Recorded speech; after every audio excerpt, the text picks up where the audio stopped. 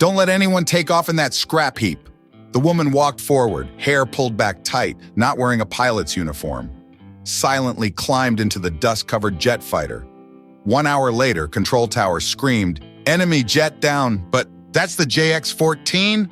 Who's flying it?" The room fell silent. Then someone whispered, "She's still alive?" Her name was Anya Hallberg, 34 years old, European, long brown hair tied low, small frame, working as an aircraft maintenance technician at the forward operating base. She wore standard maintenance coveralls, her hands stained with grease and hydraulic fluid from years of keeping aging aircraft in the sky. She had once been a pilot, but after a command error that cost her wingman's life, she requested transfer to maintenance. The guilt had eaten at her for 6 years, turning every sunrise into a reminder of the friend who would never see another dawn. No one saw her as a pilot anymore. She was just another mechanic, invisible among the machinery and spare parts. She wiped dust from instrument panels, checked hydraulic systems, repainted identification numbers. Nobody paid attention. Her movements were precise, methodical, the muscle memory of someone who had once trusted her life to these same systems.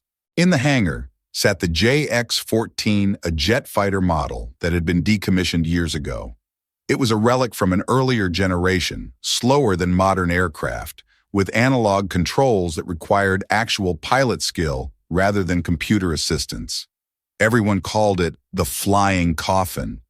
The younger pilots would joke about it during briefings, saying it belonged in a museum, not on an active airfield. That morning, when enemy forces launched a surprise attack using supersonic stealth fighters, the entire squadron was caught off guard. The enemy aircraft were too fast, too advanced, jamming radar systems and striking with precision that left no room for error. 3 jets were shot down in the first wave. The pilots barely had time to eject before their aircraft became fireballs against the morning sky. No one could scramble fast enough to provide support. The remaining operational aircraft were either damaged, undergoing maintenance, or simply outmatched by the enemy's superior technology. Anya watched from the maintenance bay as pilots ran toward their aircraft, only to be told that none of the modern jets could be ready in time. The enemy was already repositioning for a second attack wave. "We need air cover now," shouted Squadron Leader Harrison over the radio. "Any aircraft that can fly." But the mechanics shook their heads. Everything needed at least 30 minutes of prep time. By then, the reconnaissance plane still in the air would be dead, and the enemy would have complete air superiority. Anya's eyes drifted to the JX-14. Everyone had forgotten about it. Everyone except her. CTA Comment Act 1. Have you ever seen a good person pushed aside? Type so unfair. Anya heard the distress call crackling through the radio speakers throughout the hangar. "Mayday! Mayday! This is Recon 7. Enemy fighter closing fast. I've got maybe 2 minutes before he's in missile range." The command center erupted in frustration. "No aircraft available for immediate launch. All remaining jets need 30 minutes minimum for systems check and weapon loading." Anya ran toward the JX-14's cockpit, her coveralls still stained with hydraulic fluid. She knew this aircraft better than anyone. She'd been maintaining it for 3 years, keeping it in perfect condition even though it was officially retired. A young flight officer, Lieutenant Morrison, stepped in front of her. "Ma'am, you're not authorized to enter operational aircraft. You're not on the active flight roster." She looked up at the radar display showing the enemy fighter closing on their reconnaissance plane. "If nobody takes off, they're going to die." She climbed into the aircraft, her hands automatically finding the manual startup switches. The JX-14 didn't have modern fly-by-wire systems. Everything was mechanical, requiring actual pilot skill and years of experience. An old maintenance chief, Sergeant Mills, recognized her hand movements. She still remembers the original procedures, moves just like Red Mark used to. The name hit the hangar like a thunderbolt. Red Mark had been a legend, a pilot who could make impossible shots, who never lost a wingman, who flew like the aircraft was an extension of her own body. Anya fired up the engines without authorization. The JX-14's twin turbojets roared to life, filling the hangar with the sound of controlled fury. "Control, this is JX-14 requesting immediate takeoff clearance," she said into the radio. "Negative, JX-14. You're not cleared for combat operations. Return to hangar immediately." She taxied toward the runway anyway. Nobody dared physically stop her, not when their reconnaissance pilot was about to die. In the air, she was alone against an enemy fighter that was faster, more advanced, and equipped with the latest missile systems. The JX-14 was like bringing a revolver to a laser fight. But Anya had something the enemy didn't expect. She knew how to fly a machine that required actual skill, not just computer assistance. The enemy pilot was overconfident, used to his aircraft's technological advantages. He was hunting the slow reconnaissance plane like a cat playing with a mouse, unaware that another predator had entered the arena. "Recon 7, this is Redmark," Anya said quietly into the radio. "I'm on your 6. When I say brake, you brake hard left and dive." The reconnaissance pilot's voice cracked with emotion. "Redmark, but you're supposed to be." "Dead?" Anya completed. "Reports of my death were greatly exaggerated. Now get ready to brake on my mark." The enemy fighter was closing fast, its pilot confident in his superior technology. He had no idea that the dusty old jet rising to meet him was being flown by someone who had learned to dogfight when pilots actually had to think for themselves. Mills watched the radar screen, his hands shaking. "She's climbing to intercept. In that old bird against the stealth fighter, she's going to get herself killed." But Harrison, the squadron leader, was studying the radar pattern. "No, look at her approach vector. She's not trying to fight fair, she's setting up for something." CTA Comment Act 2. If you've ever misjudged someone, type "I was wrong." Anya didn't use the automated targeting system because the JX-14 didn't have one. She flew by instinct, by years of training, by the hard-earned wisdom that came from surviving when others didn't. She remembered her instructor's words from flight school. "Technology fails, computers glitch, but if you know your aircraft like you know your own heartbeat, you can make it do things that were never in the manual." The enemy fighter was closing on the reconnaissance plane, its pilot confident in his kill.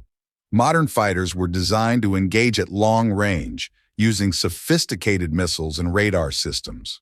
The pilot had never trained for close-quarters combat against an opponent who refused to play by modern rules. When the enemy jet lined up for its missile shot, Anya did something that should have been impossible in the old JX-14. She pulled the stick back hard, throwing the aircraft into a climbing turn that stressed the airframe beyond its supposed limits. The JX-14 groaned under the G-forces, but it held together, testament to decades of careful maintenance and the robust engineering of an earlier era. The enemy pilot missed. His target had vanished from his firing solution in a maneuver that his computer couldn't predict or counter. Now Anya was above him, diving down with the sun behind her, invisible to his sensors. The enemy fighter was fast, but speed meant nothing if you didn't know where your opponent was. She fired a single unguided missile, the kind that required manual aiming and perfect timing. No computer assistance, no target lock, just raw skill and instinct. The missile struck the enemy fighter's engine intake, sending it spiraling toward the earth in a ball of flame. The entire control center fell silent. On every screen, the impossible had just happened. A decommissioned fighter had just defeated one of the most advanced aircraft in the world. An old Colonel Davis, who had been watching from the observation deck, whispered with shaking hands, "The only person who could have made that shot was Redmark, missing in action 6 years ago." The computer system, accessing archived flight data, displayed a line across the main screen. JX-14, call sign Redmark, active. Anya's voice came through the radio, calm and professional. "Control, this is Redmark. Threat eliminated. Recon 7 is clear to return to base." "Redmark, we thought you were dead," Harrison said, his voice filled with awe. "I was," Anya replied simply. "But dying isn't the same as being dead. And today I couldn't let someone else die because nobody else was willing to step up." As she flew back toward the base, Anya reflected on the 6 years she'd spent in exile from the cockpit. After losing her wingman, she'd convinced herself that she didn't deserve to fly, that her mistake had disqualified her from ever being trusted with another pilot's life. But maintenance work had taught her something valuable, that taking care of the aircraft was just another way of taking care of the pilots who flew them. Every bolt she tightened, every system she checked, every hour of labor was her way of ensuring that other pilots came home safely. The JX-14 had been her penance and her redemption. By keeping it airworthy, she'd unconsciously prepared for this moment, the moment when the old ways, the hard ways, the ways that required actual skill instead of technological superiority would prove their worth. "Base, this is Red Mark on final approach," she said as the runway came into view. "Red Mark, you're cleared to land, and welcome home."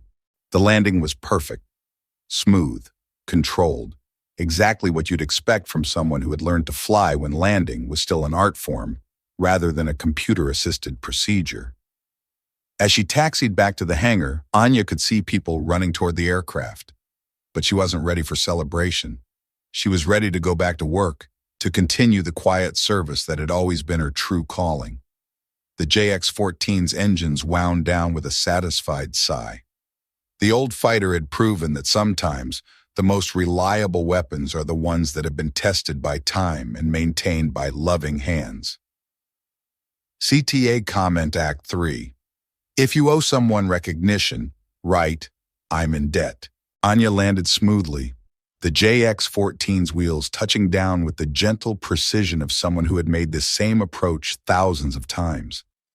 There was no celebration, no fanfare, just the quiet satisfaction of a job well done. She removed her helmet, her brown hair falling loose as she climbed down from the cockpit. The hangar was filled with people, but she walked calmly back toward the maintenance section, her coveralls still stained with the morning's work. A group of young pilots ran after her, their faces filled with awe and curiosity. "Ma'am, you really were Red Mark?" She stopped, turned to face them with tired but kind eyes. "I was someone who let a teammate die. Today, I just wanted to make sure nobody else had to go through that."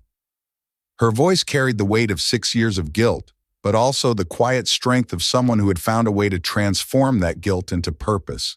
Squadron leader Harrison approached, his expression respectful. "Anya, I don't know what happened 6 years ago, but what you did today, you saved lives. You're cleared for full pilot status, effective immediately." She shook her head gently. "I'm needed in maintenance. Those aircraft don't fix themselves, and the pilots who fly them deserve to know their machines are perfect." A week later, the JX-14 was no longer considered a museum piece. It sat in the hangar with a new designation painted on its fuselage, "Ready." Next to it, someone had mounted a wooden plaque, "Old, quiet, and never abandons a wingman." The younger pilots began to understand that experience and skill couldn't be replaced by technology. They started asking Anya for advice, not just about maintenance, but about flying, about the instincts and judgment that no computer could replicate. She taught them that the best pilots weren't necessarily the ones with the fastest aircraft or the most advanced systems. They were the ones who understood that flying was about more than just moving through the air. It was about taking responsibility for the lives of everyone who trusted you. Mills, the old maintenance chief, watched her work with a smile. "You know, Red Mark, you never really left. You just found a different way to keep people safe."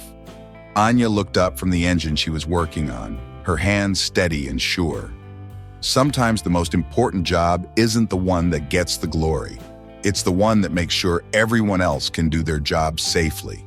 The JX-14 sat quietly in its corner of the hangar, no longer a relic but a reminder that reliability, skill, and dedication never go out of style. CTA Comment Act 4. Type, "I will live with kindness." If you believe, some people don't need to fly to be remembered, they just need to save one person. She didn't take off to prove who she was. She just couldn't bear to let someone else die when she had the power to step up. Old doesn't mean useless. People who've made mistakes aren't worth forgetting.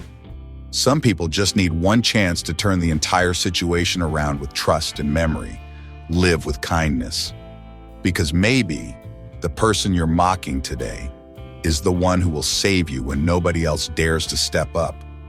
The most advanced technology in the world is worthless without the human spirit to guide it. Experience, instinct, and the willingness to sacrifice for others. These are the qualities that truly matter when everything is on the line. Anya Hallberg reminded everyone that day that heroes aren't always the ones flying the newest, fastest, most expensive equipment. Sometimes they're the quiet ones in the corner, the ones who've been overlooked, the ones who've made mistakes and learned from them. The real lesson isn't about aircraft or combat tactics. It's about recognizing that every person has value, that past mistakes don't define future potential, and that sometimes the most important thing you can do is simply refuse to let someone else suffer when you have the power to help. Never underestimate the quiet ones. They might just be the ones who save the day.